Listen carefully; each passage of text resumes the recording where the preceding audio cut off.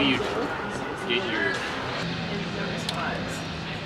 Ladies and gentlemen, may I direct your attention to something most delicious, most palatable, a show for those with an insatiable appetite for the stories behind people, places, and things. What's the Recipe is where host Amanda Fowler chats with creatives, entrepreneurs, and the accomplished to uncover their one-of-a-kind recipe to success. How did they do it? What did it take? Pull up a seat at the table and indulge in the flavors of inspiration, innovation, and insightful dialogue. I hope you're hungry. Happy freaking Mother's Day, guys. This is my 4th Mother's Day, and I feel like I'm always kind of like, whoa, I'm a mom? Me? Really? Who let me be a mom? And if you're not a mom listening, I just want to PSA to you really quick. Do something for the young and the seasoned moms in your life, whether that's literally sending a new mom a text or sending them flowers, getting them a gift card to their favorite coffee, or even just like showing up at their house with their favorite coffee, getting them a massage, a facial, a vibrator. Think about them, okay? Because the last thing that we want is like a cute clothing item. At least me. I want something where I can relax or I can feel joy from, like a marvelous coffee, okay? So if you are not a mom listening, just think about the moms in your life today, because moms are the shit and we really should run the world. We kind of do. If you are a mom, I just also want to put an out front reminder that today is the day for you to do what feels good for you with zero guilt. So I think there are like 2 categories of moms on Mother's Day. The moms who want to spend time with their kids and the moms who don't. Don't get me wrong. Maybe there's not 2 categories because I think I'm a combo. I'm going to be spending the morning with my kids, but from like 12 p.m. on, I'm fucking off and I am doing my own thing. I also spent the entire last week just solo momming. I never tell anybody when I'm home by myself, like on my social media, just for like safety reasons, obviously. But I was by myself with the kids for 7 days after getting back from Portugal. So Lucas left literally the day after we got back from Lisbon to California and then his buddy's graduation. And I have been solo momming, which comes kind of perfectly timed for Mother's Day because it gives me like an excuse to do something for me without feeling guilty about it, because I definitely do feel mom guilt, not when I'm going and doing something for me, but it's like the planning doing something for me. It's like the when I'm in that house about to do something that I'm going to do, I feel guilt. But then when I'm out and I'm like at that place, I'm like, I fucking love this. I'm not even thinking about my kids. Like the mom guilt always subsides, but I do feel like a lot of people struggle with mom guilt. So I just wanted to put a PSA. This is your day to have zero mom guilt, to not feel bad for honoring what you need to feel like the best mom that you can be. For anybody who's listening and doesn't really know my story, I became a mom at 22 and then again at 24. Both times I wasn't intending to get pregnant. Thank God it was with Lucas, who I've always dreamt of starting a family with, but I would be lying if I said that I always dreamt of being a mom. I always knew that I wanted kids, right? Like I never doubted that I was going to have kids someday. I wanted a family of my own, but it wasn't something that I ever dreamed of. Same with like weddings. Like I never dreamed of my wedding. I dreamed of like my career. I've always been that way. My dreams, like my job, what I'm going to do in the world, like outside of the family. But I will say the second that I got pregnant and I knew I was pregnant, I knew I was having my kids. And it was the first time that I really experienced anything ethereal or anything divine or anything from God or the universe, like tangential. No, that's not what I mean. Tangible. Because I always used to like, I wouldn't call myself atheist, but I'm somebody that like needs evidence to believe in something. And so for a while in college, I was very much skeptical of a higher power, a higher being, God, if you will, whatever the fuck you want to call it. I'm not religious, but that when I peed on the stick and saw those 2 lines, that was the most divine evidence in my entire life, because I knew there's something crazy when you get pregnant where like you just have this intuition. You feel magical. You feel like a bridge between the heavens and the earth. You really do. Oh my God. Wait a second. I think I'm realizing that's why people say that they're bringing their baby earth side, which is a saying that I absolutely fucking hate. It just makes me cringe when people say, welcome earth side. Because I'm like, where the fuck were they before? In your belly. Where were you? On earth. But maybe that's what it is like, I felt so intuitive and I felt so connected to spirit and the higher power and universe that I just knew, oh my God, okay, this is so in my path, in alignment for me. And so there was not a doubt in my mind that I was going to have my children and have these babies. And again, it helps that I was with the person that was the love of my life and who I wanted to start a family with to begin with. But motherhood has been the most challenging yet rewarding thing that I've ever done in my entire life. And everyone will tell you that. Like literally, I think that's probably the most cliche thing to ever come out of my mouth, but it's also the most accurate. Again, I never dreamed of what it was going to be like when I was pregnant or become a mom. And I feel like in some ways that helped me become the best version of myself as a mom because I didn't have all these crazy expectations. But I remember like, this is how much I like really was like, I don't see this for myself, at least anytime soon. I remember like a year and a half before I got pregnant, I was asking my mom, I was in her kitchen in her townhome with my dad and and Lucas there. And I was like, Mom, how the fuck do you just walk around and exist with a pregnant belly, with like a baby fully in your belly?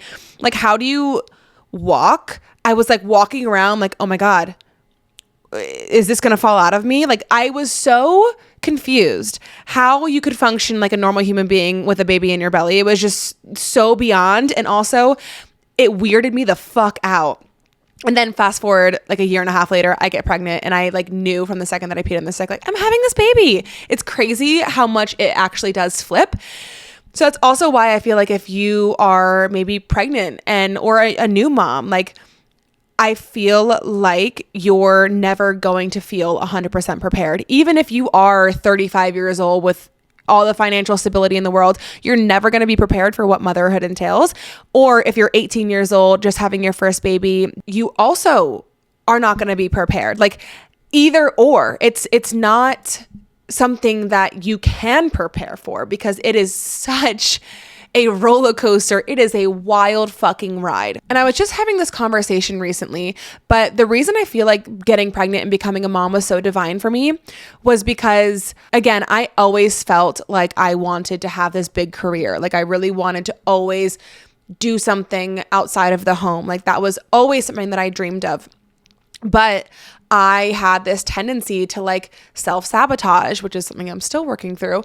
Also, I had this tendency to like let limiting beliefs get in my way or burn myself out by working too hard and doing too many things at once. And I just wasn't grounded until I became a mom. And so I think my kids were so divine in a way because it was kind of like universe being like, slow down. It's going to come to you. And actually you stepping in this role of mother is going to help you step into your highest power, into your fullest expression of self. It's going to give you that edge, that perspective. It's going to give you that piece of you that you needed to really step into your full light. And I just knew that. Like I knew having my kids was going to be the best thing, was going to be the thing. What does Brandi Carlile say in the song, The Mother? I wouldn't have hit the big time without you. Like that's truly, I could fucking cry right now. And that's truly how I feel about my kids. I don't think I would become all that I can see for myself if I didn't have my kids. And so I just want to offer that perspective too, because I think that it is such a beautiful thing to be slowed down. Because I think a lot of people, and I struggle with this too, a lot of people are like, the days are so slow, the years are so fast, the days are so mundane, the days are boring. You know, I want to be working and I can't. I want to have time to myself and I can't. And I feel like there's a learning lesson in all of it. There's a perspective that is not gained by anybody else other than mothers who know the beauty and the magic in presence, that know the beauty and the magic of seeing life through a tiny human's eyes, a tiny baby's eyes. There is something so powerful and purposeful about being a mother. And I just feel so lucky that I get to be one. And so in this episode, I'm going to be doing a Dish It Out, which is my advice segment that I do here on What's the Recipe, where you guys dish out your concerns, struggles, questions, and I will serve up some juicy, piping hot advice for you. Also, I have to just mention, if you are watching on YouTube, you're going to see my shirt because I was wearing a dress before this and you could see my full coochie. And I was like, you know what? If you're going to see coochie, I'm going to show you coochie. And I recently just got this shirt that's literally a woman's body in a bathing suit. It was called Fire Crotch because she's wearing a bathing suit that has fire flames on it. And I was like, I don't even care how much that is. I have to get it. So here she is in all her glory, full debut. All right, let's get into Dish It Out. Okay, someone says, can you talk about working and being a mom? I feel like this is the biggest thing that I struggle with as a mom because I don't have a traditional 9-to-5 job. I don't have a job that's like solely providing for my family. The job that I do is a passion project, is something that I don't have the privilege right now to make my husband like stop doing what he is doing to provide for our family because what I'm doing is not making money enough to support the family. Do you know what I mean? So I feel like I have an interesting relationship with this because sometimes I'm like, am I a stay-at-home mom? Am I a working mom? Am I a part-time mom? Am I a work-from-home mom? What the fuck am I? And I tend to despise labels in general. I think that's the Aquarius in me. But I think it is a bit of a mind fuck where you're like, okay, I have this passion project, which is so time consuming, which is work, which also is so similar to motherhood because motherhood is the most time consuming, demanding, laborious job that you don't get paid for and you also don't get valued for because money is valued in our society. And again, you don't get paid for being a mother. So that's another conversation we can have at a different time because I'm going to be doing episodes on here called Stirring the Pot. And maybe we can do a little stirring the pot on the way that people view mothers in our country. Could be fun. But where I was going with this is I think that I can only speak from my experience of like, I'm not a traditional working mom. I don't have a corporate job. I don't have a job where I like clock in, clock out. I am the only one who is going to make the shit happen that I want to happen. And so even though I'm not making money right now on my passion, on my quote unquote work, it's still work. And I have to make time for that. And I'm very thankful that I have a husband who knows that and is always like, bitch, you're going to make me a stay-at-home dad one day. So keep the fuck going. And he's my biggest cheerleader and he's so supportive of me making time for my thing. And I'm also somebody who loves to work, who loves my passions, who loves to get shit done and create and execute on those ideas. And that's what makes me a really fulfilled human, is not being a mom and letting my husband make all the money and just like not pursuing my passions because I don't have the quote unquote time for it. For me, being the best version of myself means that I get to still pursue my passions. And I think that that's how I justify work. If I don't work, I feel so unfulfilled. I'm not one of those moms who can be with their kids 24/7 and feel fulfilled by it. I'm just not. And I don't think that people should feel ashamed of that.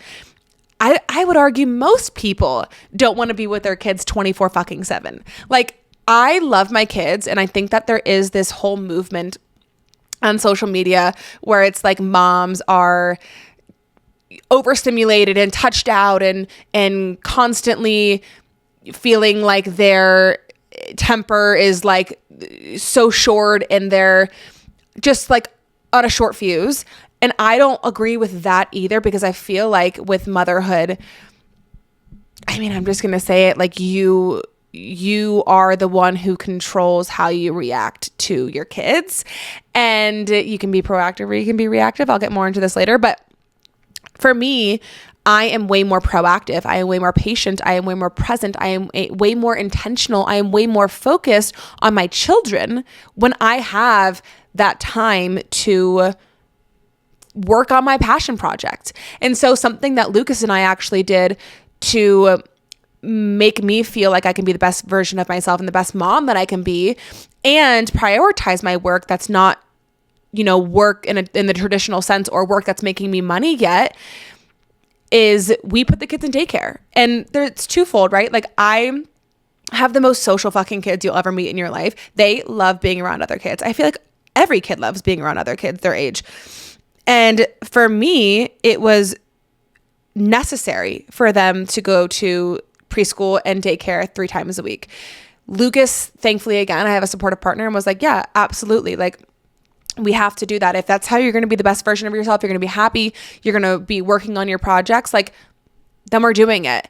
And so that has worked for me, because I don't want to be the mom that has their kid in daycare or preschool 5 days a week yet. I know my kids are going to get there and be in school 5 days a week eventually. I kind of want to hold on to the minimum while also getting some time for myself. So 3 days a week feels so good for me right now, because I get to work and then I get to be a full-time mom on those other days, which I feel like is just the perfect combo. And so for me, working and being a mom goes hand in hand. Like, I have to just I have to make sure that I'm prioritizing both. But for me, my work and getting to still pursue my passions makes me the best mom and influences my motherhood directly. Because again, I got pregnant at 22. I got pregnant at 24. I never was able to explore my career after college without kids. I literally graduated college pregnant. So it feels sometimes like I'm really protective over my work and my passions and what I want to do and what I want to create, because I have to be, And so I feel like if you are a mom and you are in a traditional job, if you are in a corporate job, if you are in a 9 to 5, you clock in, you clock out, you get what I'm saying? I think you have to ask yourself the question, does doing this make me feel like the best version of myself? Do I feel really fulfilled doing this? Do I feel like a better mom doing this? And if your answer is no, explore that. But if your answer is yes, then you have no choice but to fuck the noise and do what makes you happy. Next question. I need to take a sip of my poppy first. Trying to find identity outside of motherhood. I'm really struggling, especially after my second board. Okay. I feel like identity in motherhood kind of it's a similar way of thinking for me as the previous question. I think if you're not making time for yourself, you're not going to know who you are. If you're not making time for yourself, you're not going to feel connected to yourself. If you're not making time to explore what you like outside of the home or outside of having your kids with you, even in the home, you're not going to have a sense of identity outside of motherhood. And I think it is about, where is your time going? And if you're not giving yourself any time, of course you're not feeling like you have an identity outside of motherhood. I also want to just say, it's okay to get lost in motherhood. I feel like everyone gets lost in motherhood at one point or another. I've been lost in motherhood more times than I can fucking count, truthfully. And I think it's more so exacerbated in the first couple months where you have this new baby and you're like, what the fuck? Who am I? What am I doing? Because all I'm doing is, leaking breast milk from my titties, and in the middle of the night waking up and shaking bottles, and being this life support for another human. Like, my entire existence feels like it's for this other person. And so I think it's just a part of it. It's only natural that we question who we are when we have babies and when we become a mother.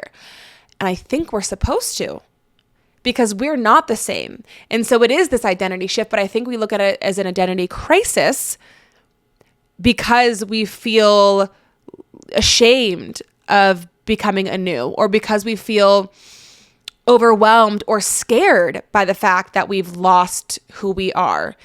It's almost like we hold on to this white knuckle grip of being a maiden before you're a mother, you know?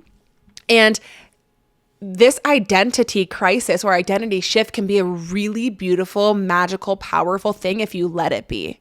But if you're constantly getting hung up on like, I don't know who the fuck I am, and you're like leading with fear in that way, it's never going to feel any other way but scary. And I think that fear paralyzes a lot of people, and people who feel scared might not take that time to explore themselves outside of motherhood because it just feels too scary. But I think if you are patient with yourself and accepting of where you're at and understanding that this is part of it, and I'm allowed to shapeshift, I'm allowed to change, what could this motherhood role bring to my identity versus take away from my identity, you know? And so I think it's all about a mindset shift. But for me, I actually created a ebook. Maybe I'll link it in the show notes below for anybody who wants to do it. But it wasn't directly geared to mothers. It was directly geared to anybody who feels lost and doesn't feel connected to themselves. And it's this like step-by-step guide on how to reconnect with who you are and what you like and what you want to do and how you feel about yourself and how you think about yourself, and literally everything to do with reconnecting with your identity. So if you're interested in that, I can link it below. I'll link it below just in case anybody wants to check it out. But it's like an ebook. You do it on your own, and it's cheap. It's affordable. But I think that you have to start with what's feeling good for you. So for like me, I love grabbing coffee. I don't care if it's by myself or if it's with a friend. I also love making podcasts. I love making content. And so I really started there. I was like, okay, making content and going to coffee shops and doing podcasts. And at the time I was also coaching. Those things make me feel lit up. I'm going to do them. I'm going to make time for them. And then like also being unafraid to just like experiment, you know, I can't tell you how many endeavors that I've done and how many things I've followed in terms of my intuition because it felt right at the moment in this pursuit of finding my identity that I'm not doing anymore.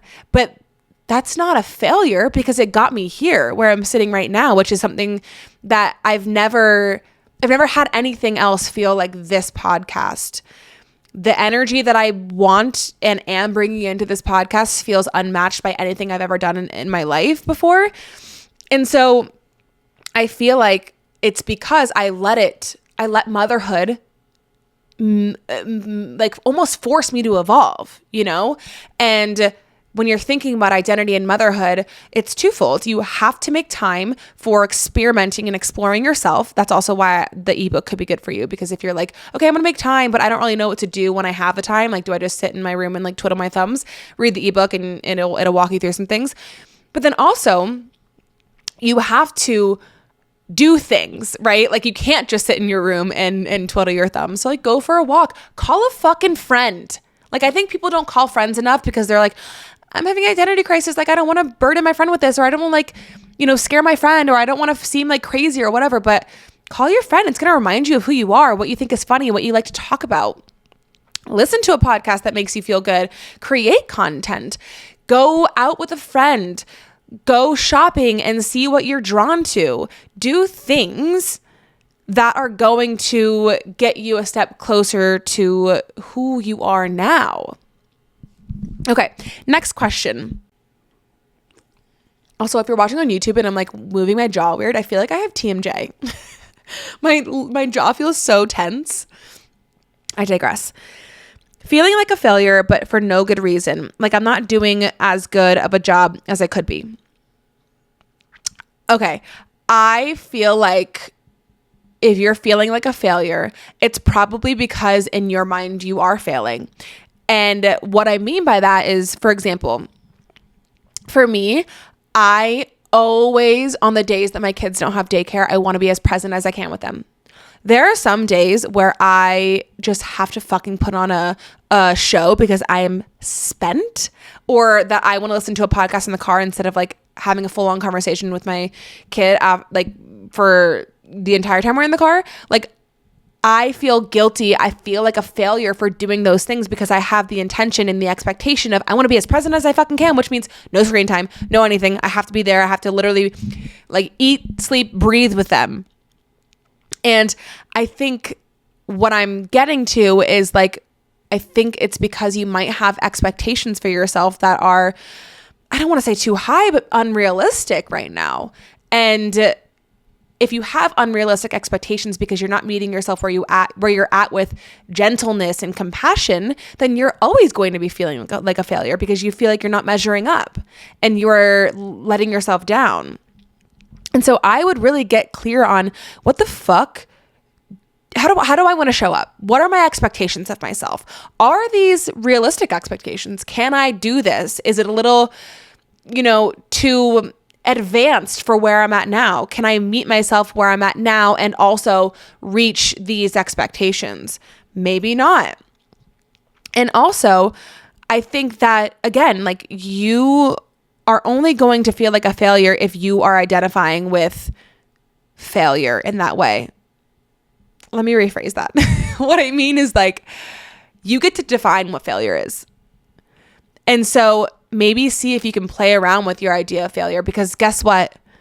Even you asking this question, being aware of the fact that this is how you feel, shows me that you're not a failure because you're trying, because you care, because you want to do better, because you have the expectations that are unrealistic. Like, trying moms are good moms. Point blank. So play with your idea of failure. Ask yourself if your expectations are too high, and just know that if you're trying, you're not failing. Stage 5, clinger babies and not enough personal time or any. Kids won't let husband help. I'm going to be really fucking real with you for a second. And the reason I'm going to be real with you is because somebody once told me this: don't mother gatekeep. And I want to be real about this because it's something that we do unintentionally. It's something that we do subconsciously. Oh, I'll just bathe the kids again, even though I want to go meditate in the room or go for a walk or go out with a friend. And I'll do bedtime again, even though I want to sit in the room and watch a show because I was with the kids all day, because it's easier, because the kids won't cry, because the kids are screaming for me, because they want me, because they won't let my husband do it. At the end of the day, these are all excuses. And yes, I hear you on my kids are stage 5 clingers. Like, I don't get that because my kids aren't that, but I do hear where you're coming from. And the only thing you can do is to reestablish a new normal, reestablish a new habit, do things a little differently.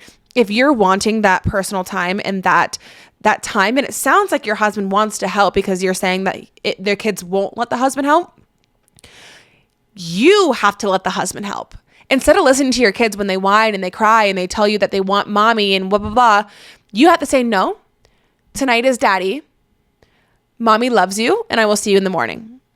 Or no, mommy has to go do this. I have to take care of myself because this makes me feel really happy and like a really good mommy, and I will see you later. Like, the one thing that I feel like I've done really well with Lennox, my 3-year-old, is explain the reason behind what I'm doing. So, for example, this podcast that I'm recording right now, Lucas is back, and so he took the kids to Chipotle, and Lennox was like, Mommy, I want you to come with us. Like, I don't want you to record a podcast. Come with us. And I was like, Lennox, Mommy's recording a podcast because Mommy feels really happy when she records podcasts. This is a boys' trip for you and Daddy because you haven't seen Daddy. So I feel like it's going to be a really good time. And he goes, oh yes, boys' trip. Yay. Okay, bye, Mommy. Like, explaining why I'm doing the things that I'm doing to my kids really helps. So maybe give that a try. But again, you have to stand firm in what you believe is going to be the best for you. And so if it is like one night out of the week, just start there.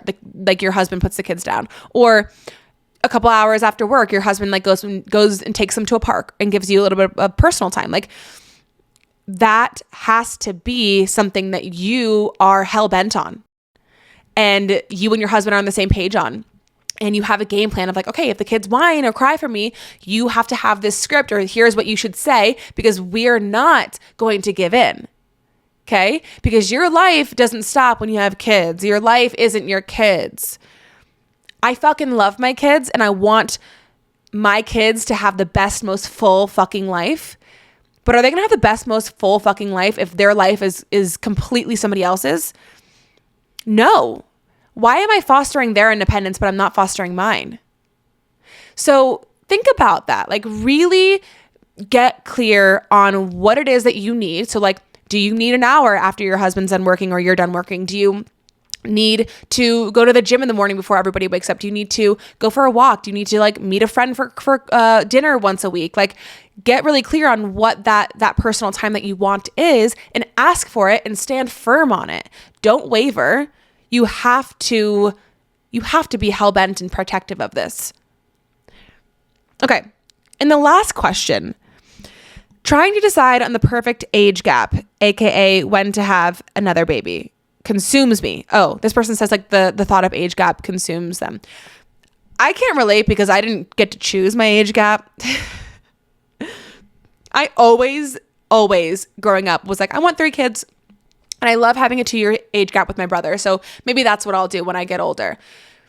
And then I realized like a 2-year age gap is literally like getting pregnant at a year postpartum, which I was like, holy shit, I don't want to do that. And sure enough, I get pregnant literally when Lennox turns 1, the day after is when we conceived Ellis. But if it was up to me, I probably would have waited until Lennox was 2. And so I think the perfect age gap is your perfect age gap. There's no perfect age gap. I have a 6-year gap with my sister, and it was beautiful in so many ways growing up because I almost felt like this, I don't want to say mother role, but kind of in a way where it wasn't like I was her older sister and we were sharing clothes and we were fighting over boys.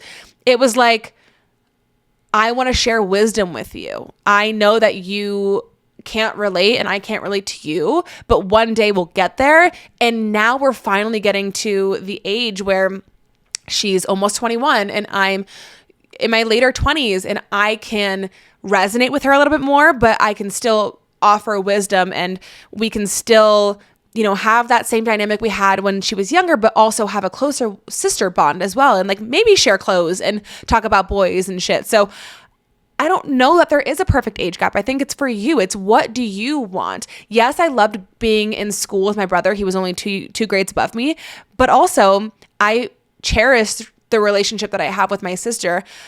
Do I wish it was a little closer? Maybe. But at the same time, it wouldn't be the relationship that I have with her. And there's so many beautiful things about it. So I would say, when do you want to get pregnant? Like, when do you want to carry another baby? That's the real fucking question.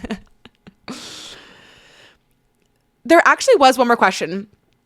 So let me answer this one because I remember it being good. Okay. I'm a stay-at-home mom and husband doesn't want to help with the kiddos after work because he, quote, makes all the money, quote. Okay. I want to say before I get into my opinion that if this is the dynamic that works for people, then all the power to you. If your husband or you as the wife makes all the money, if one parent makes all the money and the other parent is expected to just be the primary sole parent, because that's really what you're talking about, is you are the sole parent. He's not even acting like a fucking parent. If that's the dynamic and the expectation that you guys have for each other and you're on the same page about, and there's no resentment there and it works for you guys, all the power to you. It doesn't sound like it's working for you. And so honestly, I don't know who the fuck it would work for, because this is the same energy of like when you go out with your friends and people are like, who's watching your kids? And they're like, oh, you're like, oh, their dad. And they're like, oh, the dad's babysitting. That's so nice. Babysitting? It's his fucking offspring. Like, I don't know who raised these men who think that they don't need to put an effort as a parent because they make all the money.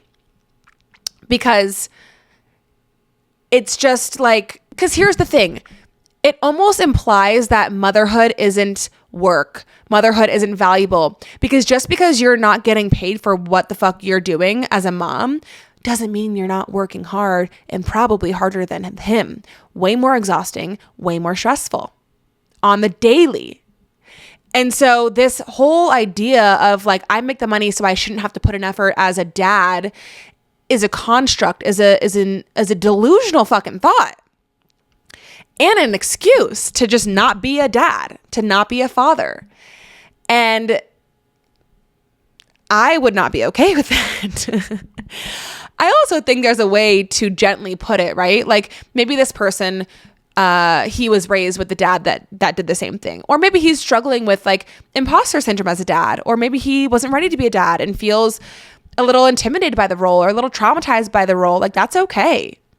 There's a gentle way to come at this, and like, if you want like a life with your kids where they think of you as a role model, where they cherish you, where they have fond memories of you, where they think of you as dad, you have to show up as dad. And again, I think it's more helpful when you have a partner who realizes everything that you do as a mom and values that, even though it's not valued monetarily. But I don't think that like you have to just accept this and this is how it's going to be for forever. I think you have to have a really honest fucking conversation with him.